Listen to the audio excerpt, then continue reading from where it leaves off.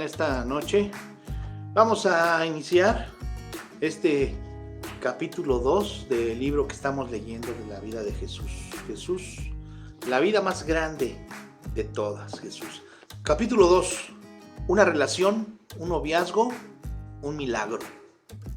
Si usted sabe un poco acerca del nacimiento de Jesús, será mejor que olvide lo que conoce y comience desde cero. Esta historia ha sido tan manipulada e idealizada durante siglos que hasta Hollywood, la cultura más sofisticada que existe, no dejó de captar el crudo patetismo que rodeó su llegada a este mundo. La película del 2006, The Nativity Story, la historia de la natividad, ayudó a recordar la humanidad y el carácter judío de los hechos que rodearon el nacimiento de Jesús. Pero aún así la historia muestra un ambiente un tanto idealista. Y si hay una palabra que no podemos utilizar para describir el nacimiento de Jesús, esa es ideal. Sin duda alguna, en el año 6 antes de Jesucristo, se vivía una vida horrible en Judea. Herodes el Grande se había apoderado del trono de Israel por medio de sangrientas intrigas y del apoyo político de Roma. Luego, una vez en el poder, defendió tan despiadadamente el título que había robado rey de los judíos, que hasta hizo ejecutar a sus propios hijos cuando estos representaron una amenaza política importante para él. Macrobio, un escritor del siglo V, en su libro de Saturnalia, cuenta lo siguiente. Cuando Augusto César oyó que Herodes, el rey de los judíos, había ordenado que todos los niños que había en Siria, menores de 2 años, fueran asesinados y que el hijo del rey estuvo entre los muertos, dijo: es mejor ser el cerdo de Herodes y no su hijo. Ups. El comentario de César ilustraba la triste ironía de la condición de Israel en ese tiempo. Herodes, que no era en realidad judío, pretendía serlo al eliminar el cerdo de su dieta, que se daba gusto cultivando un insaciable apetito por los asesinatos. Construyó un espléndido templo para el Dios de Israel, una maravilla arquitectónica en ese tiempo, y le dio la administración sucesiva del mismo a una serie de corruptos sumos sacerdotes.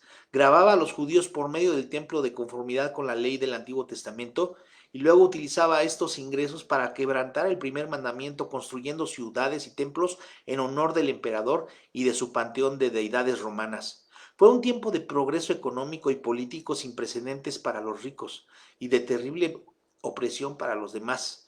En el primer siglo antes de Jesús, una oscura nube había caído sobre Israel, bloqueando así cualquier rayo de esperanza. Luego, en un lugar montañoso de Judea, una mujer llamada Elizabeth quedó embarazada por primera vez. Esto no habría sido nada extraordinario, excepto por el hecho de que ella ya no estaba en capacidad de tener hijos debido a su edad, y porque quizá había cesado de menstruar desde hacía varios años. Ella y su esposo, Zacarías, habían orado siempre por tener un hijo, pero Elizabeth no podía ya concebir. Sus vecinos debieron llamarla estéril, una condición atribuida a menudo al castigo de Dios por algún pecado cometido. Ni Elizabeth ni Zacarías eran culpables de algún pecado peor que el de sus vecinos. Sin embargo, su esterilidad simbolizaba el juicio de Dios contra Israel por su infidelidad. Según el diccionario de imagen bíblica de Leighton Ricken James, dice: la imagen de la mujer estéril es una de las más fuertes que se encuentran en la Biblia en cuanto a la desolación y el rechazo. En la profecía de Isaías, la promesa de que Dios restauraría la bendición de la vida se halla expresada por medio de la transformación de la imagen de la tierra estéril y de la mujer estéril. En el día de la restauración, la tierra desolada florecerá. Isaías 35, 1 al 7. Y la mujer estéril cantará y se regocijará por su inesperada y abundante fertilidad. Justo cuando se hizo claro que la pareja no tenía ninguna esperanza de engendrar hijos, un ángel se le apareció a Zacarías para decirle que Elizabeth concebiría un hijo y que debía ponerle por nombre Juan. Este sería un hijo muy excepcional con un propósito especial: ser el precursor del Mesías. La esterilidad de Elizabeth y su avanzada edad, doble símbolo de pesadumbre, se convirtió en el medio a través del cual Dios anunciaría al mundo que para él nada es imposible. La criatura del sacerdote de una pequeña población y de su anciana esposa llegaría a ser Juan el Bautista. Y aún antes de que el niño caminara y hablara, dio el mensaje de Dios al mundo. Lo que yo hice con Elizabeth es lo que voy a hacer con toda la humanidad. El vientre estéril de Israel tendrá un hijo. Título: Complicaciones.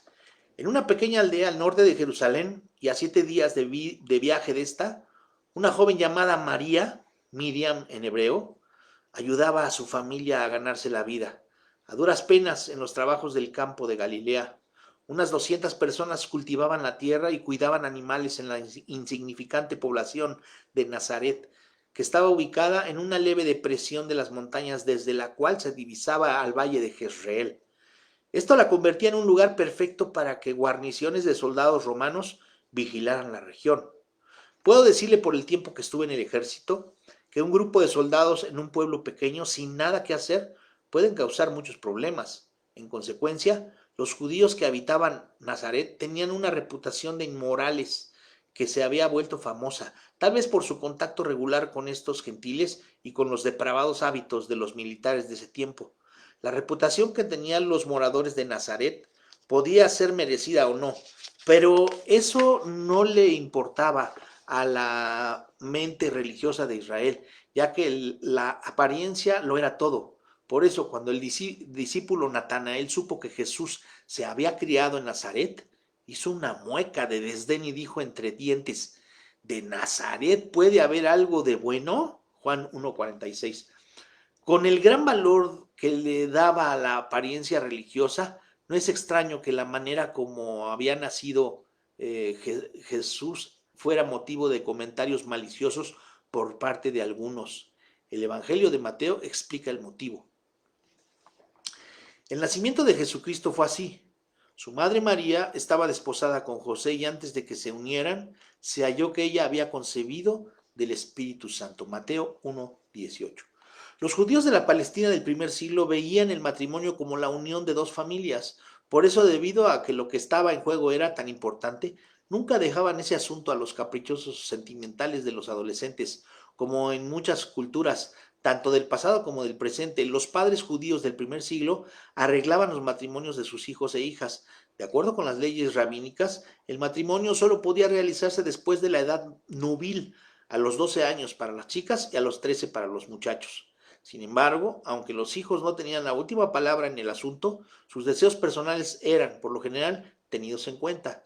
Una vez que se tomaba la decisión de seguir con los planes de unir a la pareja, los padres discutían todos los detalles del arreglo y preparaban un contrato legal, el cual se leía en la ceremonia de casamiento. Se hacían los votos mutuos, había el intercambio de prendas y las familias celebraban la ocasión.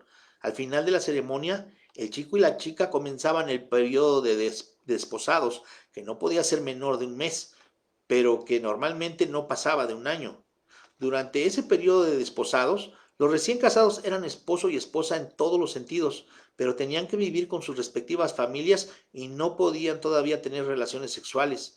Este intervalo entre los votos y la ceremonia de llevar a la casa del novio a la novia tenía varios propósitos.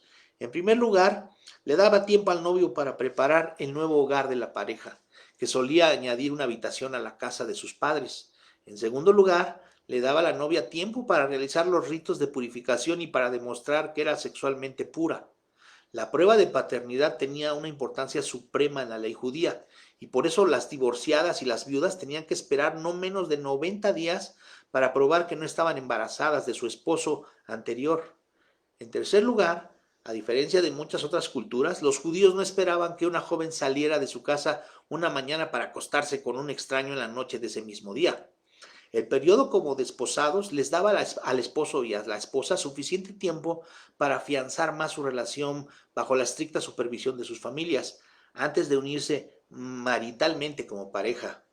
Aunque estaban separados, la comunidad los veía como una pareja ya casada. Por otra parte, para ponerle fin al matrimonio durante el periodo como desposados, se requería un decreto oficial de divorcio. Si alguno de ellos se involucraba sexualmente con otra persona, eso era considerado adulterio, lo cual podía acarrear la pena de muerte por apedreamiento. Cuando la novia terminaba su purificación y el novio estaba listo para recibirla como esposa, Él y los asistentes a la boda llegaban a la casa de la novia. El novio invitaba entonces a la novia a unirse a él. Esto es lo que se conocía como la ceremonia de llevarla a casa. Los asistentes a la boda llevaban alzada a la pareja a su nuevo hogar, donde parientes e invitados celebrarán las nupcias con una fiesta que podía durar hasta 7 días.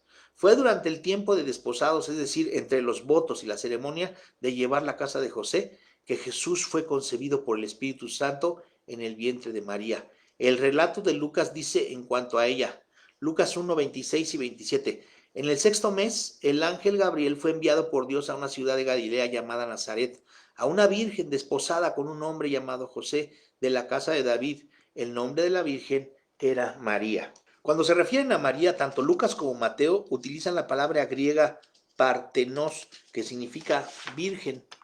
Algunos han argumentado que esto solo indica que se trataba de una chica joven que reunía los requisitos para el matrimonio, no necesariamente que no hubiera sido tocada por un hombre. Pero los antiguos griegos tomaban esta palabra de una forma totalmente literal. Por ejemplo, Artemis, la diosa cuyo templo en Éfeso era considerado una de las 7 maravillas del mundo antiguo, era categóricamente virgen. Por eso se creía que protegía a los jóvenes castos de ambos sexos y simbolizaba el poder sagrado de la virginidad, representando la vida joven y en flor y la inocencia absoluta. Así lo expresa Geoffrey Bromiley en su Theological Dictionary of the New Testament, diccionario teológico del Nuevo Testamento. Por consiguiente, una mujer joven no casada era llamada una partenos. No ser virgen antes de su boda habría sido impensable. En algún momento durante el tiempo como desposados de María y José, la vida se volvió muy complicada para la joven pareja. Quizás mientras seguía realizando sus actividades de costumbre, María pensaba en el día que sería llevada a su nueva casa y en la celebración que estaba preparando José, cuando una voz interrumpió sus callados pensamientos. Te saludo, muy favorecida, el Señor está contigo. Lucas 1:28. Este saludo la dejó totalmente confundida. ¿Una joven campesina había sido favorecida de una manera especial por Dios? ¿Por qué razón? Las adolescentes ocupaban un estatus muy bajo en la antigüedad, pero antes de que pudiera hacer cualquier pregunta, el ángel siguió diciendo, Lucas 1:30 al 33, no temas, María, porque has hallado gracia ante Dios. He aquí concebirás en tu vientre y darás a luz un hijo, y llamarás su nombre Jesús. Este será grande y será llamado Hijo del Altísimo. El Señor Dios te dará el trono de su padre David. Reinará sobre la casa de Jacob para siempre, y de su reino no habrá fin. A María no debió pasarle desapercibida la importancia de las palabras del ángel, porque hasta donde podía recordar cualquier judío, los profetas habían anunciado la venida de un legendario rey que reclamaría el trono de Israel, destruiría a sus enemigos, iniciaría un tiempo de paz y prosperidad jamás visto, y al final gobernaría toda la tierra, y todo judío esperaba a su manera la llegada de ese Mesías. Los ricos y los poderosos esperaban que no llegara mientras ellos estuvieran vivos, porque eso pondría fin a sus privilegios de riqueza y de estatus del que disfrutaban. Pero los pobres y los afligidos anhelaban su venida para que se rompiera el yugo al que estaban sometidos. Después de siglos de lo que les parecía, sin duda alguna, un silencio de parte de Dios, María supo que ella sería la madre del Mesías. Miles de mujeres hebreas por más de 12 siglos habían tenido la esperanza de ser quienes llevaran en su seno al Salvador de Israel. Era una honra demasiado maravillosa para ser descrita, pero ese privilegio exigía un sacrificio inmediato. Lucas 1:34. ¿Cómo podrá suceder esto?, le preguntó María al ángel, puesto que soy virgen. Las palabras literales en el origen griego son, ¿cómo será esto? Porque yo no conozco varón. María utilizó, claro está, la palabra conozco en el sentido íntimo, como el eufemismo acostumbrado para referirse a la relación sexual. María sabía suficiente biología para entender que no podría concebir un niño sino hasta después de su primera noche con José. Por eso hace la pregunta más lógica, ¿cómo puede una partenos, o sea, una virgen, concebir un hijo? Respondió el ángel y le dijo ahí en Lucas 1:35 al 37, el Espíritu Santo vendrá sobre ti y el poder del Altísimo te cubrirá con su sombra, por lo cual también el santo ser que nacerá será llamado Hijo de Dios. He aquí también tu parienta Elizabeth ha concebido un hijo en su vejez. Este es el sexto mes para ella, que era llamada estéril, porque ninguna cosa será imposible para Dios. El ángel utilizó una imagen que debía resultarle familiar a cualquier judío. Después de que Moisés sacó al pueblo hebreo de Egipto, el Señor le ordenó que construyera un tabernáculo, una casa de adoración transportable. Cuando ésta estuvo lista, Dios se manifestó sobre la tienda, la cual la gente vio como un fulgor sobrecogedor en forma de una nube. Éxodo 40, 34 al 38, números 9, 15 y 16. El ángel utilizó esta misma imagen cuando dijo, el poder del Altísimo te cubrirá con su sombra, para decir que la presencia espiritual de Dios concebiría en forma milagrosa un niño en el vientre de María, y aunque el niño sería ya humano en todos los aspectos, no tendría un padre humano. Su padre sería, de manera total y literal, el Dios Todopoderoso. Qué petición tan seria a una joven adolescente, pero notemos su inmediata respuesta. Lucas 1:38. Entonces María dijo, he aquí la sierva del Señor, hágase conmigo conforme a tu palabra. Y el ángel se fue de ella. La palabra en el original griego, traducida como sierva, describe a una clase particular de servidumbre común a lo largo de la historia. El término se refiere a una persona que se vende voluntariamente como esclava. Dios evidentemente escogió a esta humilde doncella por una buena razón, para no hablar de su completo sometimiento a la voluntad de su creador. He aquí la sierva del Señor. En otras palabras, me someto con gozo al servicio incondicional del Señor. Lucas y Mateo hablan de un par de hechos más, pero tenemos que hacer uso de la imaginación para determinar cuál de ellos ocurrió primero. Lucas nos dice que María fue deprisa a una ciudad en la región montañosa de Judá para visitar a Elizabeth, mientras que Mateo habla de la lucha interna de José por aceptar la explicación de María. En mi libro titulado A Bethlehem Christmas, una Navidad en Belén, imagino a María contándole a José la manera milagrosa como resultó embarazada y luego partiendo a la casa de Elizabeth. Pero lo más posible es que le garabateara una nota a su esposo y se marchara de inmediato para evitar una difícil conversación con él cara a cara. Sea como sea, solo puedo imaginar lo difícil que debió haber sido ese tiempo para ambos. María debió haber parecido una loca.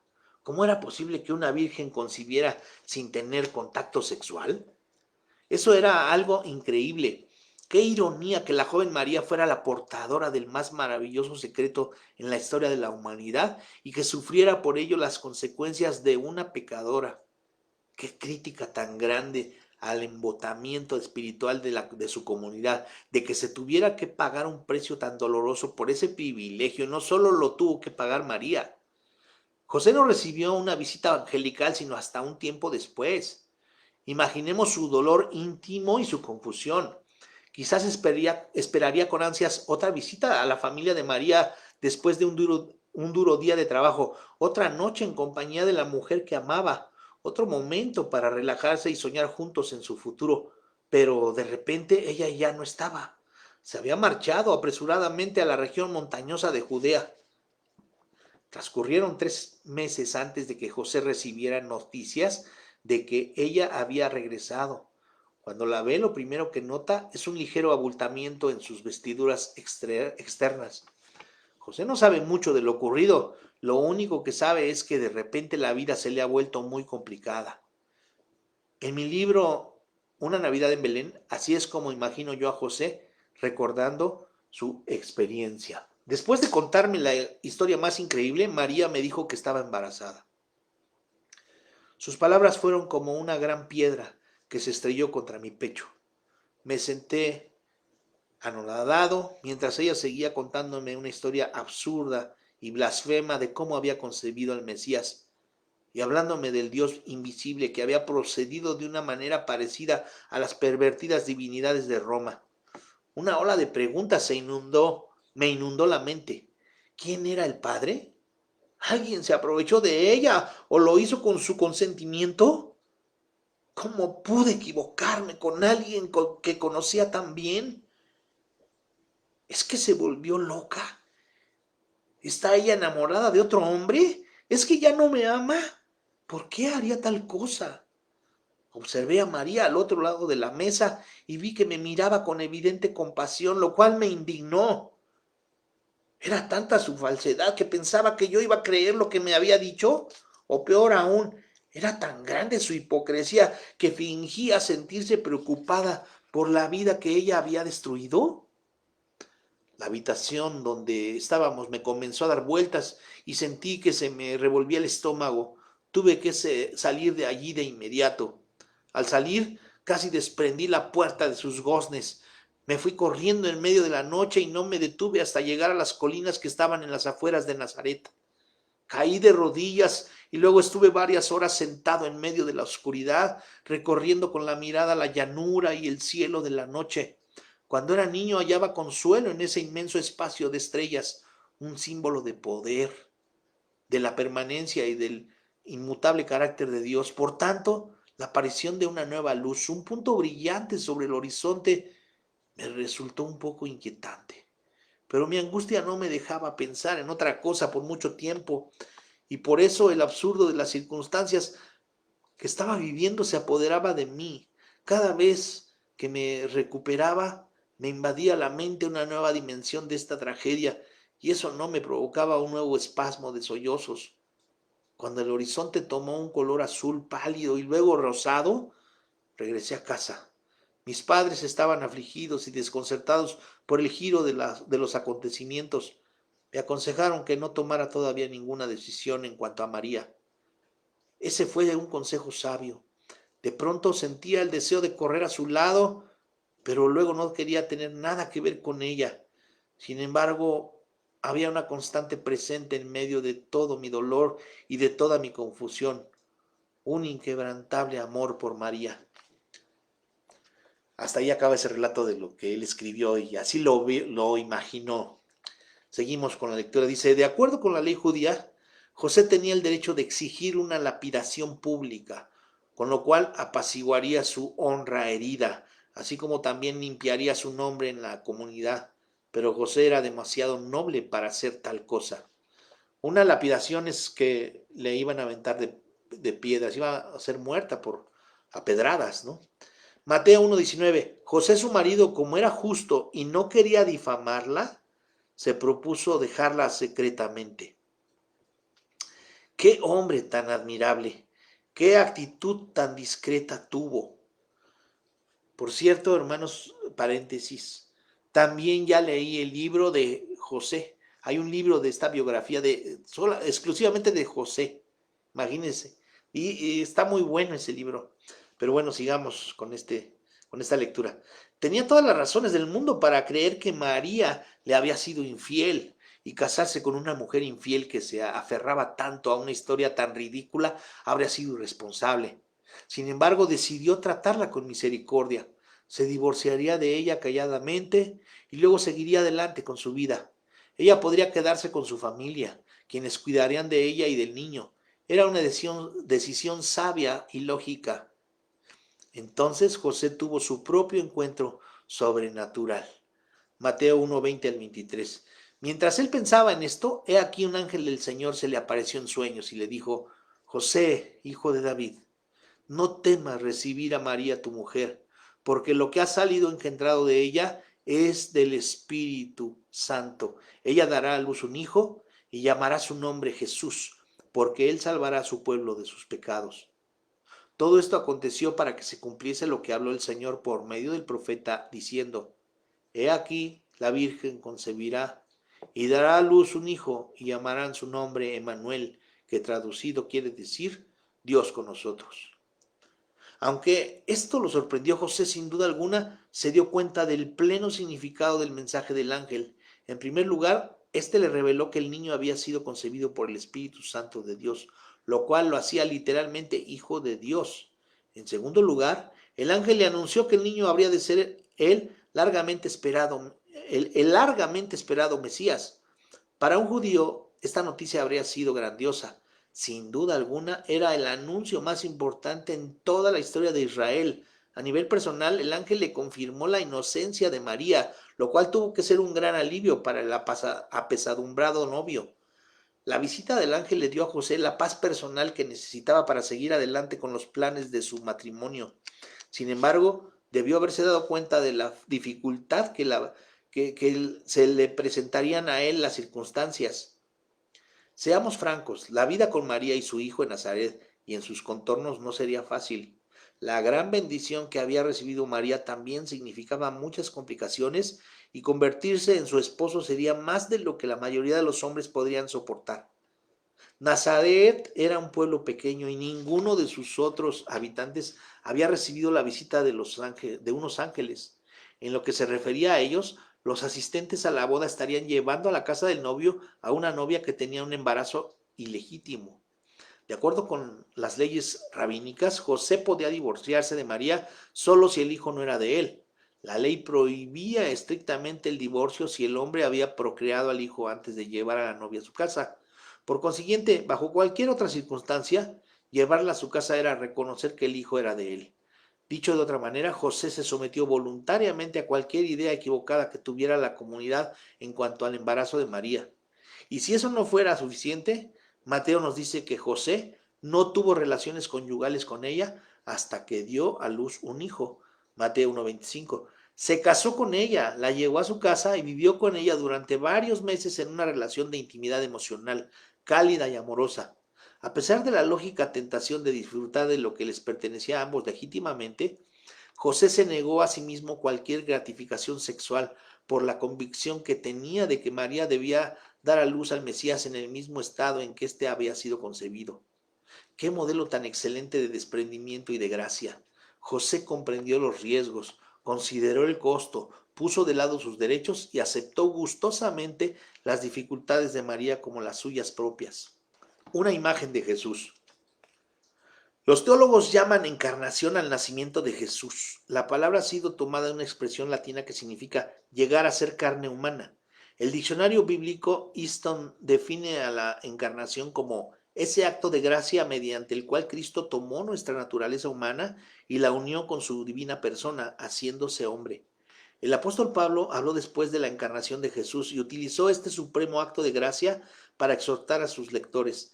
En una carta que escribió a los cristianos que estaban en la ciudad de Filipos, en Macedonia, escribió Filipenses 2, 5 al 8.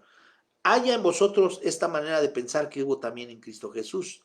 Existiendo en forma de Dios, él no consideró el ser igual a Dios como algo a que aferrarse, sino que se despojó a sí mismo, tomando forma de siervo, haciéndose semejante a los hombres y hallándose en condición de hombre, se humilló a sí mismo, haciéndose obediente hasta la muerte y muerte de cruz.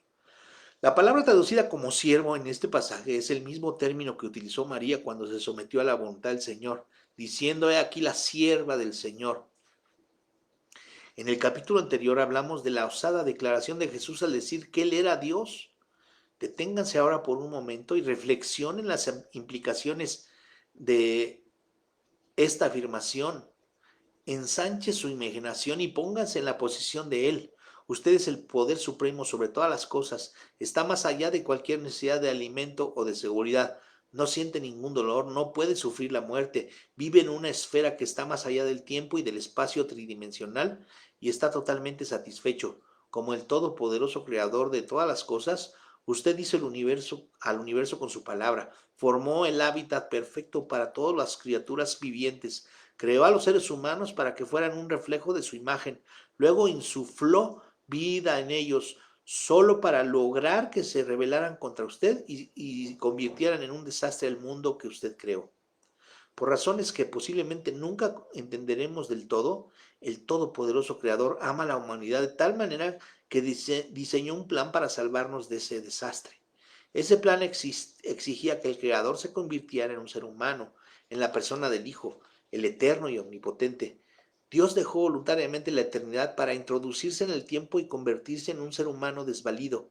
El Creador se convirtió en una criatura para sufrir los mismos dolores que nosotros sufrimos, para soportar los mismos sufrimientos y frustraciones y las mismas luchas y tentaciones que nos aquejan a nosotros, para soportar las mismas injusticias que afligen a la existencia humana e incluso para sujetarse a sí mismo a las horrorosas consecuencias del pecado. Encuentro que la disposición de José de compartir las circunstancias de María es una maravillosa ilustración de lo que es la humildad y el sacrificio de la encarnación. José era un hombre justo que solo quería tener una vida sin complicaciones con la mujer que la amaba, pero como sucede a menudo, la obediencia a Dios exige un gran sacrificio. Así como María sufría injustamente el menosprecio de su comunidad, José puso de lado gustosamente sus propios deseos para compartir la carga de ella. Las injusticias contra ella, él las recibiría también. Cualquier incomprensión que ella sufriera, él la sufriría también. Frente a un mundo que estaba observando y criticando, los asistentes a su boda llevaron a una novia embarazada a través de las estrechas calles de una comunidad que tenía una mente igualmente estrecha para recibirla como una esposa en su casa, dejando que la gente pensara todo lo que pudieran imaginar. Como veremos más tarde, esto fue un anuncio previo de la injusticia que el inocente Hijo de Dios soportaría por amor a nosotros. De una u otra forma, de otra manera, cada vida es un escenario en el cual se representa el drama de Nazaret. Sufrimos justa o injustamente las consecuencias de un mundo entregado al pecado. Este mundo nos trata de una manera injusta y muchas veces nuestra reacción es también cometer injusticias, añadiendo así más pecado al mundo. Entonces todos cosecharemos de manera colectiva e individual el terrible fruto de unas decisiones equivocadas e inmorales. ¡Qué desastre! Afortunadamente Dios no nos dejó para que suframos solos.